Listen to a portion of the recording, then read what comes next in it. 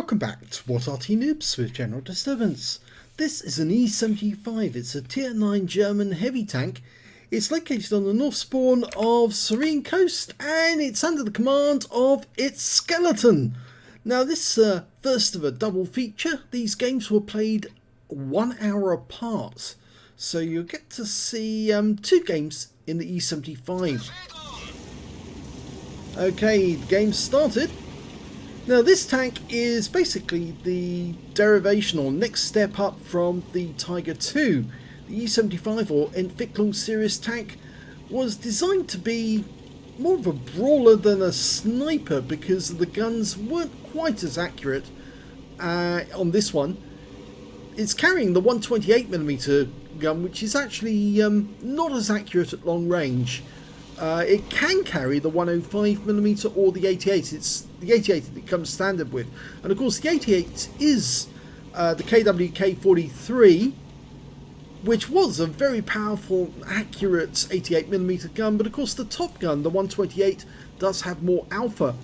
And unfortunately it's also inaccurate. So yeah, you get more damage, but you unfortunately lose out with accuracy. Well, he's been spotted by the enemy as a T-54 Soviet medium up there. He's just got the top of a Wizzy 111. He goes for the cupola, and the round that comes back, you can see, just bounces off the top of the turret. Yeah, he's obviously going for the same weak spots as the Tiger II, which is the top of the turret. And he looks like he was going for the cupola as well, but just didn't quite get it. Okay, there's the first one. T-54 takes around, yep. Not a lot he can do about that. The thing is, this 128 is capable of 530 alpha, so that was actually a low roll, 509. But he's got the side of the Wizzy, and yeah, he's going to take a hammering. And that's another low roll, 428. And he's almost tempting that guy to fire. Oh, ammo rack by the Progetto. Lovely shot, puts that one into the side of the IS-3. He's getting some nice shots here, right in the weak spots of these tanks. In fact, they're now all turning to face him rather than face his teammates. But he's still taking them out of the game. Okay, no engine noise at the moment. That's due to Wargaming screwing up the replay and the client, actually, I'm afraid. It comes back after about a minute, but it's sort of like upset all the replays that we do. It is a software fault by Wargaming. We know about it. In fact, every replay we've done has the same problem for the 10.04 update. Okay, enemy T-30. He's got that big 155mm gun, but he still takes 509 hit points of damage. Another low roll. Going for the front plate. He seems to be getting fairly good accuracy here though as well. Yep, that one went in as well. Another low roll. Scorpion wants in on the action as well. In fact, the T-30's decided he has to go away. And, oh well, we're dislodging the turret of that Wizzy. The enemy seems to be doing rather well on the other flank. So this is why its skeletons decided he has to go back to the gap. Otherwise the enemy could cap out. He was just checking the front of his vehicle. Yeah, he did take a round through the lower plate, and in fact that is one of the weak spots on the E75. As I said, it's more of a brawler than a sniper, but it does have that weak lower plate. Yep, the Arty is moving, because if he stays in the gap area he will die. And at the moment all we've got is a Lynx and a Progetto holding back the enemy. I also like the way he's doing this, actually. He's playing this using his situational awareness, holding down his right hand mouse button and having a general look around. And we've got the engine noise back. Good. At last. An E75 wouldn't be an E75 without that growl of an engine.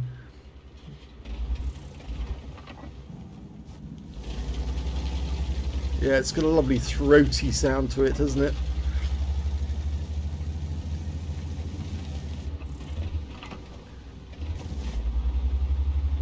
Just checking the enemy for any spots. Unfortunately, there was lots of rocks in between him and those targets, so that's why he wasn't getting any silhouette. But with the IS-3, he's now the only ones going back to the cap. Oh, the Lynx was still here, but he was just doing a holding job. He ought to pull out quickly. Yep. And the IS-6B is out the game. Lovely shot. I know Wargaming have brought back in the black tanks. Yeah, doing anything they can to earn some money for Christmas. Yes, they have to pay for their Christmas presents too, but yeah, it seems they make a lot of money throughout the rest of the year, and they still haven't dealt with some of the problems they need to deal with to clean up the game, to make it better, to get rid of the trolls. Well, he's going to deal with the AE Phase 1, and I think that's a correct decision, because that is a very overpowered tank. It is one of the reward tanks for the Steel Hunter, for the Expedition, and the front line. And oh god, the power of this gun. That Indian Panzer was completely annihilated. He thought, oh good, I can get into the cap, and then all of a sudden, bang, gets smacked by a 128mm gun. Just the AE Phase 1 so far in the cap, but that has got a meaty gun as well. Oh, took around in the tracks from the EBR, and again. Okay, now AE Phase 1. Yeah, that has got a vicious gun, that guy. And he has taken another round in the tracks. This time round he was tracked by the EBR.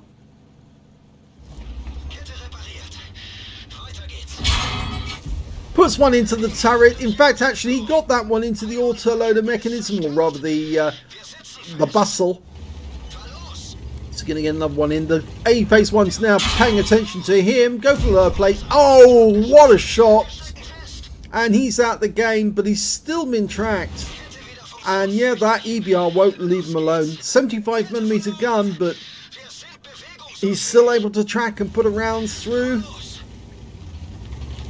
Okay, potential high caliber. There's the EBR. Yeah, and he's out the game. That's the best thing to do with those things. Put them out the game as quickly as possible. They don't deserve to be in the game at all. Okay, the next enemy is a Barask, I think. That's the nearest one that's sighted, although he probably isn't here anymore. He's probably departed.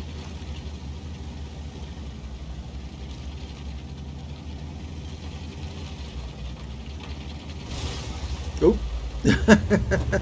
Driving fail.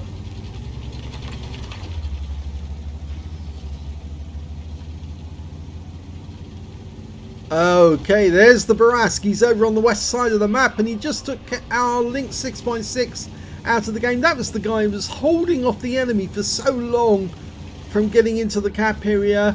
He did a heroic job, actually, that guy, because he was such a small little tank holding up such big ones in terms of the AE Phase 1 and the others. But I think it's time for its skeleton to get revenge for the Link 6x6 being taken out by the Barask. He's holding his gun at an angle because that's where he expects the enemy to approach him from, the Barask first. There's only 4 enemy tanks left in this battle. The Barask, the SU-130PM, the Hawk 30, and the Arty is a Lorraine 15551.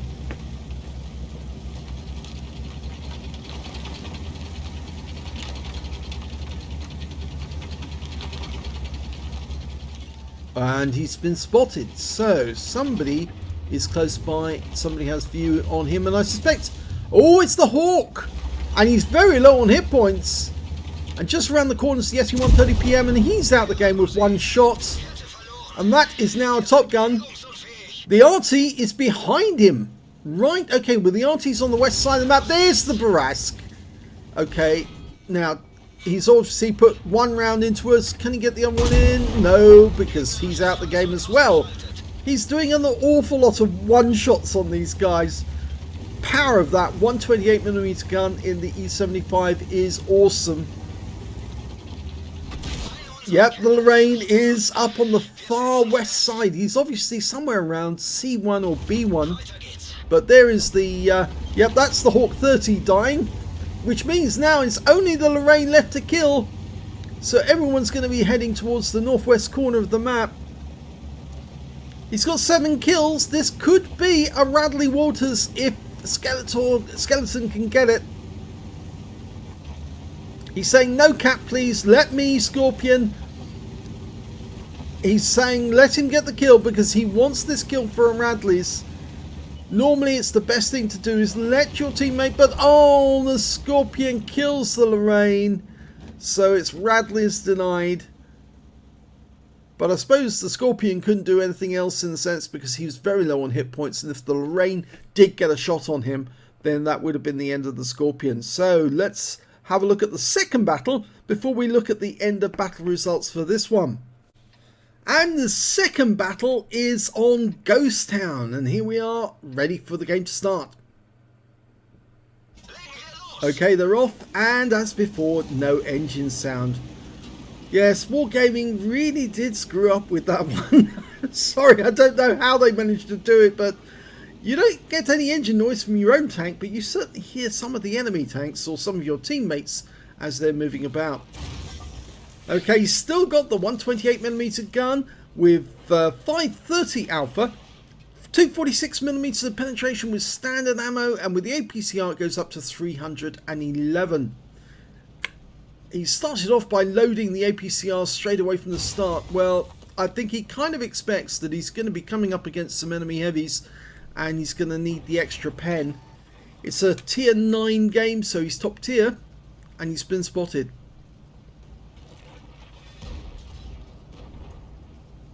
Okay, it looks like he's going to be getting to the confrontation point at the right. First, and the T-54 takes him around right through the drive wheel for 507, sorry, what am I saying?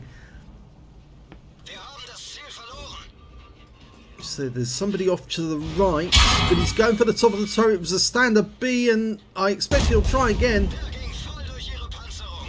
Well, he bounced the round that came from the Centurion, but that standard B only fired 1 round in his direction. Unfortunately, though, it did pen. 393 lost. I think he's just taking 1 shot at a time out. The Centurion got 1 in as well. But he's bouncing ones from the T-54. Go for the top of the turret. Yep. Nice shot. Right through the cupola. 548. That's a high roll. Can't shoot the Barask. He's actually too far away. He's right over the far right side or the east side of the map. Puts him round back into the standard B. He's not going to like that because 520 hit points. He's already racked up 2,000 hit points or over 2,000 hit points of damage. Nope, that one didn't go. It looks like it went right over the top of the guy. Standard B, of course, bounced his round. Let's have a look at the... we'll have a look at the front in a sec. Oh, yes, you can see he's bouncing rounds quite nicely. Oh, what's happened there? The T-54 was looking in the wrong direction altogether, and he just bounced around from a Type 4 Heavy as well for 450. Standard B still there. Tried to poke, bounced his round, Type 4, yeah, easy, straight through the front, and a high roll at 568. He's now up to 3.3k of damage, and he's angling nicely. Bounced the standard B, bounced the Centurion, puts 1 into the Type 4. Potentially, he's got a steel wall now as well. He's blocking lots of damage. He's already blocked 3.4k. Didn't get that one in. But he's angling nicely to avoid the Centurion, who's now moved to a position next to the standard B. He probably realises the standard B was getting more luck than he was. Oh, effortless shot right through the front of the front plate of that Type 4 Heavy. Easily got the pen. Go for it. And the Type 4 is out the game. Again, he's nicely angled from those guys, although we can't see them now because the Centurion's dead. And I'm not sure if the standard B's too busy somewhere else to actually do anything, which means that he can finally get to grips with these guys over here. But he takes around from the enemy E75. And he's actually been ammo-racked. He fires one into his upper plate. there's 2 E75s in his team. There's only 1 E75 on the enemy team, which I probably think they're probably regretting now. Wargaming probably shortchanged them by giving them a Type 4 instead. Okay, they're pushing on. There's 8 enemy tanks up, or 8 tanks up on the enemy, I should say. Get it right. And we've still got no engine noise. Oh, Wargaming, you certainly mucked that one up. Okay, there's a Scorpion up on top of the hill. Decided not to shoot.